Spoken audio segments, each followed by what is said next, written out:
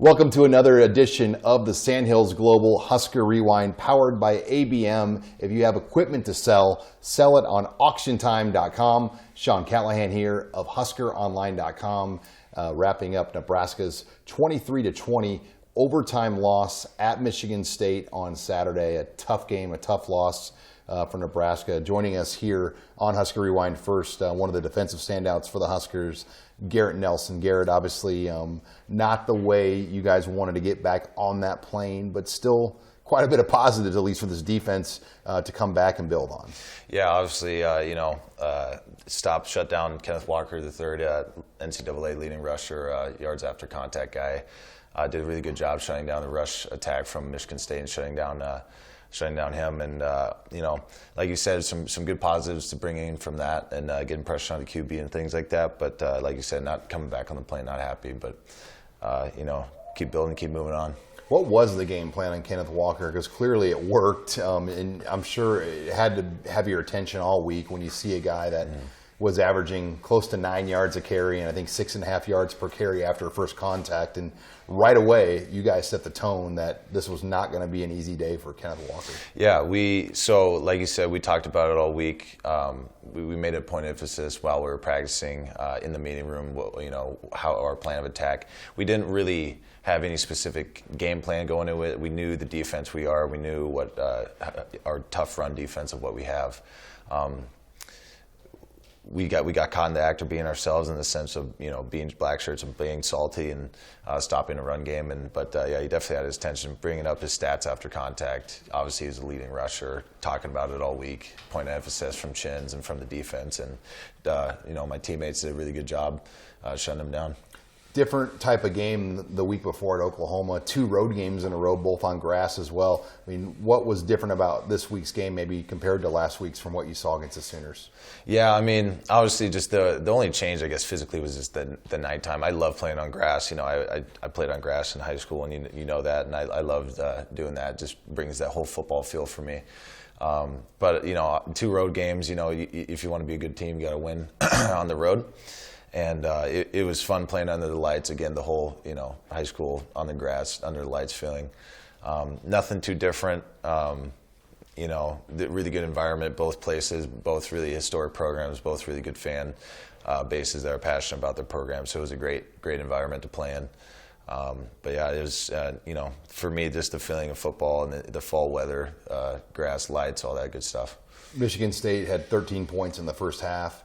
As a defense, you guys held them scoreless the entire second half. They didn't have a first down. I mean, what was the message in the locker room from Eric Chinander to you guys as you guys came out, and what adjustments did you make to really kind of lock that thing down? Yeah, we talk, just being one of the leaders and the leaders, we always talk about, coming at the first drive. Obviously, we got put out there at the beginning of the game. That first drive, winning that first drive, and then coming out at halftime, as soon as the offense is done with their drive or their score, or if we start on defense that second half, we always talk about winning those 2 drives that are the most important part of the game. Building that momentum in both halves and giving something to the team to work on is huge for us. So as leaders, we talk about it defensively all the time. Nothing too big adjustment-wise. The Big Ten teams like Michigan State, they have a plan of attack. They do what they do well, and they want to keep doing it. They don't change too much. So our plan of attack didn't change. Keep getting Kenneth Walker on the ground, keep rushing the passer, keep doing really well, keep tackling really well, flying to the ball. Now you guys move forward to Northwestern, and it's tough to shake a loss like that. I mean, when you played so well and you had victory and it just got snatched from you. I mean, how do you shake this and shift your focus to Northwestern, who has obviously had your number at times the last couple of years? Yeah, obviously. What I love to pull from Chins, he has such great messages. Coach Dawson, Chins, all the coaching staff have great messages every week that they give to us to help us grow, not only in football but in life, and lessons we can take later on when adversity hits or we think something's impossible, things like that. They have messages and stories for us to think about, and words of wisdom for us. So from those words of wisdom from Chins and the other staff members, we're not the biggest failure is you quitting and just giving up. You know what I'm saying? You're not a failure if you lose or something bad happens like that. You're a failure if you quit. So you just can't lay down and feel sorry for yourself. You know, pick yourself up.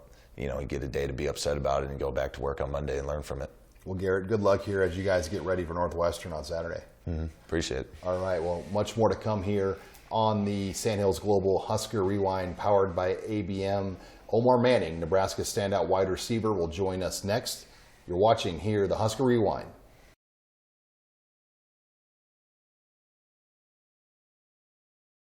And we're back here on the Sandhills Global Husker Rewind powered by ABM. Hi, Sean Callahan of HuskerOnline.com. If you have equipment to sell, sell it at auctiontime.com. Pleased to be joined on the program by Nebraska standout wide receiver Omar Manning, who's really come into his own the last few weeks. Omar, first of all, it's been great just to see you out there making plays. I think everybody obviously was really expecting and hoping to see you out there, and you've really come into your own the last couple of weeks. Oh, yes, sir, most definitely. You know, it feels great to be out there, you know, just going to war with the team, going to battle, you know. It's a feeling I really can't explain. You know, I think I played, you know, over 60, 70 snaps, you know. That's more than I have. When's the last time you played 70 snaps? It's been a minute, you know, since JUCO. It's been a minute, you know, and that's a great feeling. That's a great feeling. Yeah, and you go back and look at last year. 2020 was a hard year for everybody. Yeah, and, you know, everybody had their different battles. And obviously, you know, football took a back seat to a lot of stuff last year. I mean, just talk about your path to get to where you're at right now. You know, just really staying true to the mission. Like I said before, the day-by-day mindset, you know. I always felt like it was going to get back here. You know I love the game, and I love to compete, love to be out there with the guys, and I love this program, you know. So I was like, I have to get on the field and really contribute and put something into it, you know, with the guys. Like I said, I love the program to death. Yeah, and just getting on the field. I mean, what was the breakthrough moment for you where, you know, things kind of just took off for you? Is there a moment in your mind where you're like, finally the page is turned and I'm ready to go?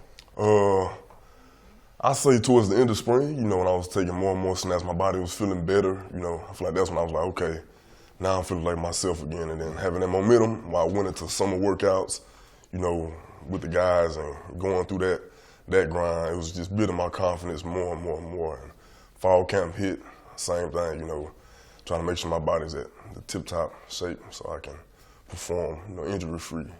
You started out at TCU and went JUCO before Nebraska. I mean, just what kind of grind is that to go that path? Because I'm sure Power 5 to JUCO, then back to Power 5. I mean, there's a lot of peaks and valleys in there before you got back to Nebraska here. Oh, yeah. I say for the most part, the grind is more mentally than physically. You know, I feel like I have all the tools physically, like a bunch of other guys do.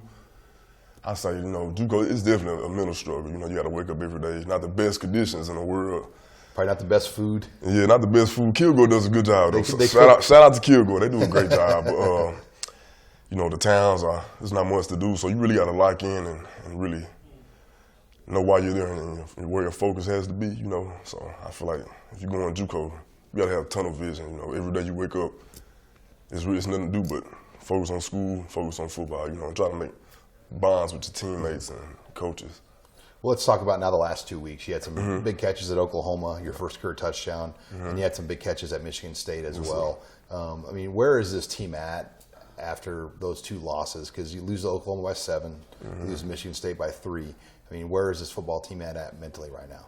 I feel like mentally we're in a great mindset because we know we can play with the best of the best. You got number 3 Oklahoma. We really took it to them. You know, I feel like more so we lost that game instead of them just beating us. And the same with last night. You know, it was just the mistakes. Like, so we know we can play with anybody for sure. You know, physically, you know, game plan and talent wise, we can play with anybody. We can line it up with the best of them. What do you think of Adrian? I mean, just the way he's battled out there for you guys in this offense. I love him. You know, from a leadership standpoint, it doesn't get any better than him. You know, he's always collected. You know, always poised. That's one of the things I respect about him and the tangible things. He's a great quarterback. He puts it where it needs to be. He runs the offense like no other. It's the best quarterback I've played with personally, you know. And he's a warrior. That's one thing I told him last night. I was like, dude, you a fighter. You a warrior. I'm behind you 110%. I know the rest of the guys are too. Having guys like Samore and now Xavier kind of pushing their way through, how much does that help push you and hopefully get Oliver Martin back here sooner rather than later too? Those guys, you know, obviously they're talented and they come to work every day. You know, especially Samore, he's like a pro. You know, every day he comes to work with the same mindset, same attitude, and that's really the receiver group in whole. You look at Wyatt Lure, Alante, you got Levi, Oliver, everybody, they come business like every day. They the same way. They come work hard, and that's kind of like, that's the MO of our group. Is it for you just having that consistency? What does that teach you? I mean, just when you see guys, maybe not as talented as you, but they do the things the right way. I mean, does that kind of keep you on your P's and Q's? Like, I got to do it the right way too, all the time? Oh, most definitely. You know, it sets a standard for the whole group. You know, everybody comes to work. So if you got it slacking, it's like, come on, you got to get together. It's kind of self-explanatory. You know, we don't have to say it to each other. Everybody is accountable, so we don't have to hold anybody accountable. And that's one thing I love about this group. You've got a stretch now. You guys come back home, Northwestern, Michigan. They're all big games, but how big is this little stretch now back at home in front of the home crowd after being on the road 3 times already, and here we are not even in October yet? You know, I think it's utmost important, you know, coming back to Memorial for one, we got an advantage there. You know, our fans, they show out when we play there. So I think all the games are important, you know, and we know we can play now. So the only thing for us, just clean up the mistakes, you know, and come out fast. We got to come out and hit people in the mouth right away, early, and I think we'll be fine. Well, Omar, congratulations on your play the last 2 weeks. It's great to get a chance to catch up with you here. Yes, sir, most definitely. All right, well, that wraps it up here for this week's edition of the Sandhills Global Husker Rewind, powered by ABM and HuskerOnline.com. Go be red.